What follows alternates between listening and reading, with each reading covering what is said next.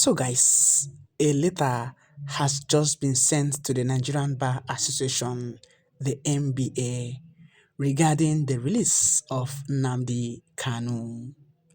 Welcome to this YouTube channel. In case you're new to this YouTube channel, kindly hit the subscribe bell below because in this channel, I bring you everything that is trending and everything you need to know regarding Nnamdi Kanu. So before showing you that letter that was sent to the NBA, there is a video clip I'll be displaying here for you guys to watch. What this guy actually said in this very video impressed me, and I'll just let the video play for you guys to watch. And don't also forget that yesterday, Nnamdi Kanu submitted a petition and submitted a motion file at the Supreme Court urging that Omotosho's judgment and trial of 20th November should be stopped. Nnamdi Kanu argued and listed points that should make the Supreme Court stop Omotosho from carrying out a judgment on him on the 20th of November because according to Nnamdi Kanu, he has no case to answer. And indeed, Nnamdi Kanu has no case to answer because he has done nothing wrong. And Omotosho has failed to prove him guilty even before the Federal High Court. So therefore, he has no rights to execute any judgments on Nnamdi Kanu on the 20th of this very month. Before heading to that very letter, watch this video clip. Gentlemen, this one now is for our Eastern brothers, our Igbo brothers. I will tell you something that nobody has ever told you now. I will not tell you to love Nnamdi Kanu. I cannot tell you to support Nnamdi Kanu. I cannot tell you to pity Nnamdi Kanu in detention. I cannot tell you to support Biafra liberation or whatever. I can only tell you to pity yourself and your unborn children, because if anything happens to Nnamdi Kanu, wallahi, una go suffer for this country. This is Nnamdi Kanu in 2014. Tell Buhari that he's mad. He cannot tell me. After killing my people, he is mad. He cannot sentence me. They are killing my people and they expect me to keep quiet. Fast forward to today, 2025. This is him in court. You can't convict me. He cannot sentence me. You cannot sentence me. Go to the letter he wrote to the United States President, President Donald J. Trump. Every crime he listed in that letter are all crime committed against his people. Everything he's speaking and advocating is my people, my people. Now, when he or some people speak about marginalization of the Igbo or the Eastern people in this country, some people feel like it's blasphemy or it's a lie. I'm going to tell you something now. I will always stand on the side of the truth, no matter how bitter it sounds in your ears. In 1967, there was a coup that led to the Civil War. This coup was projected to be caused by the Igbo people, which caused war between the Igbo people, the Eastern communities and Nigeria. But in 2025, we are coming to realize that the Igbos have no hand in that coup. Biggest hypocrisy and blasphemy of all time. And number two, now in 2025 that we have come to realize that these people had no hand in that coup, the federal government of Nigeria should actually apologize to the Igbos and even give them some compensations. But did they receive any? No. 1970 to 1971, up to 3 million of the Eastern people of the Igbos were massacred. Imagine massacring 3 million of your brothers because of a crime that you never even committed in the first place. My fellow Nigerian people don't want to accept that truly these people are being treated badly in this country. And number four, who has the entire Nigerian people sworn that they will never be leaders, they will never be president or lead the country in any way? The Igbos. And who is the problem of Nigeria? The same Igbos. Number five, if counted well, there are more than 10 terrorist groups in Nigeria. But which group was officially declared by the federal government to be a terrorist group? IPOB. What is the meaning of IPOB? Indigenous People of Biafra. Now in Biafra or the Eastern Network, they have what they call Eastern Security Network, which is a group of armed youths that are protecting their territory from the invasion of Fulani herdsmen. Now, if this Eastern Security Network was declared a terrorist group, it could be understandable even though they are protecting their territory.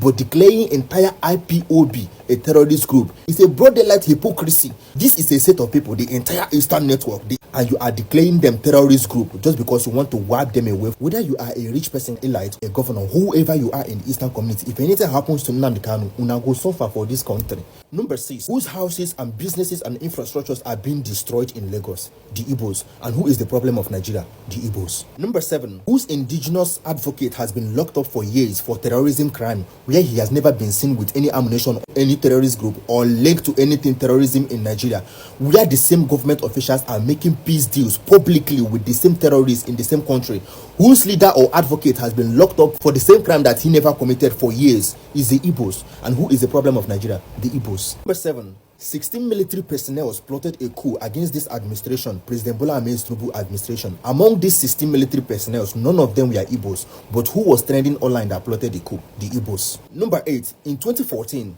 President Bola Tinubu with some of his other officials, they went to United States to meet the United States congressmen to report Christian genocide in Nigeria.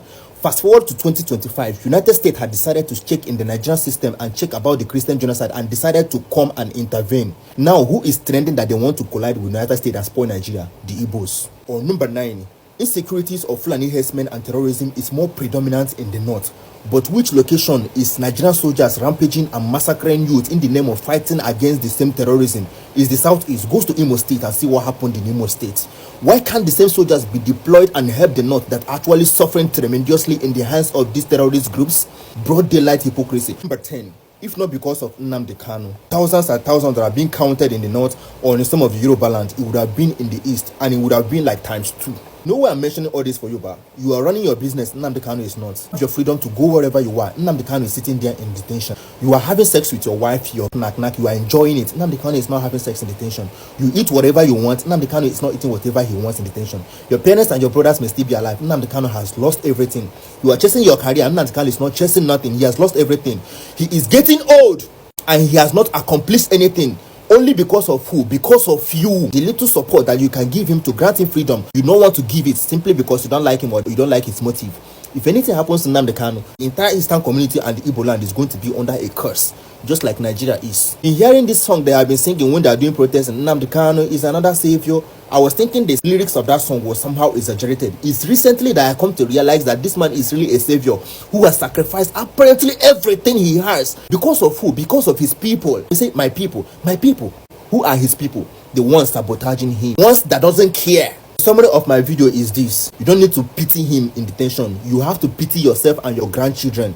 Because if anything happens to Nnamdi Kanu, una go suffer for this country. Whatever you call yourself in the Eastern community, una go suffer for this country. I rest my case. My name is 0rder, President Karakuta Republic. This bastard woman, I'm coming, wait. So guys, the letter to the NBA was sent by Nnamdi Kanu's brother, Kanu, and I read, Open letter to Nigerian Bar Association NBA.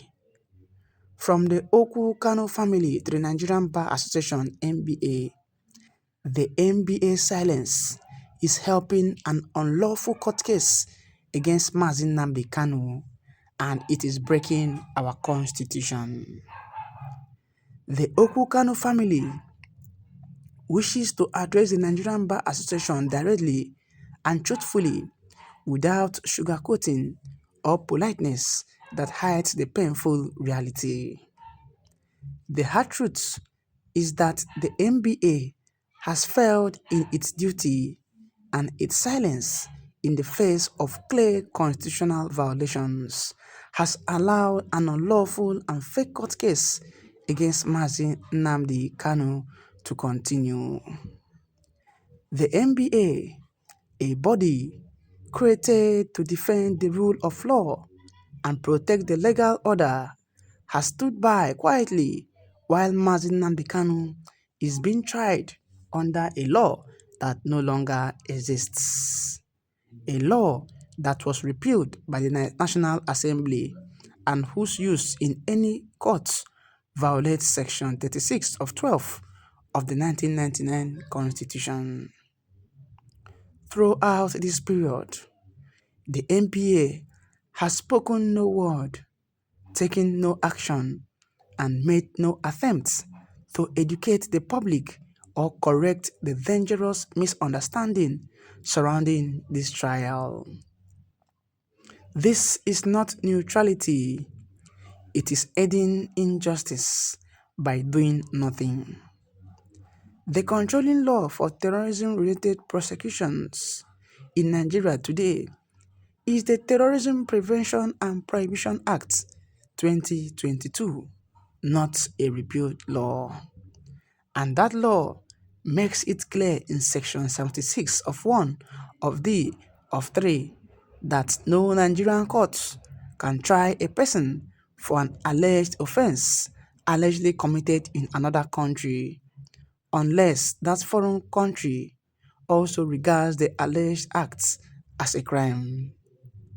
Kenya has never accused, investigated, or charged Mazi Nnamdi Kanu with any crime of any kind. In simple language, this means there is no double criminality and therefore no jurisdiction. And without jurisdiction, a trial is impossible. This is basic law that any second-year law student understands. Yet, the NBA has behaved as if the meaning is hidden or confusing. Even worse, the ongoing trial is anchored entirely on the Repeal Terrorism (Prevention Amendment Act 2013), a law that ceased to exist when the 2022 Act came into effect. The Constitution is very clear in Section 36 of 12 that no person may be tried for any criminal offense unless the law defining the offense is written and in force at the time of trial. A repealed law is not in force and cannot be used to charge anyone. This is not our personal opinion. It is the binding position of the Supreme Court in cases such as Okenwa v. Military Governor of Imo State, Akinyede v. The Appraiser, Waifu v. Attorney General of Benel State, and Auku v. Fabemi. These cases all affirm that a repealed criminal law is dead, wiped away, and cannot legally support a prosecution. Yet, the NBA has acted as if these decisions do not exist, or as if the Constitution has suddenly become optional. Some have tried to hide behind Section 98 of 3 of the 2022 Act, the so-called Savings Clause, but even that argument fails because the trial before Justice Omotosho is a completely fresh trial and cannot be saved by a clause meant to preserve proceedings that were already ongoing. Besides, no clause in any act can override the Constitution, and Section 36 of 12 cannot be defeated by legislative wording. The Constitution sits above every other law, and when any law conflicts with it, the Constitution prevails. Yet, the NBA continues to act as if this simple hierarchy has become too complex to remember.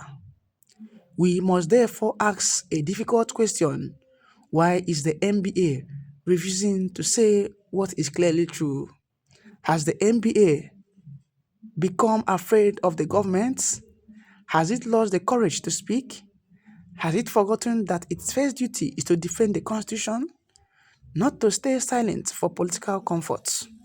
Has it become an organization that watches injustice in silence instead of challenging it? The NBA cannot claim to be a guardian of justice while allowing courts to rely on dead laws and unconstitutional procedures without protests. This was a letter to the NBA by Nnamdi Kanu, telling them that, look, injustice against Nnamdi Kanu cannot be allowed to prevail. At this point, I'll let you guys tell me what you feel about this letter in the comment section below. Do well to like this video, share this video, and hit the subscribe button below for more trending updates.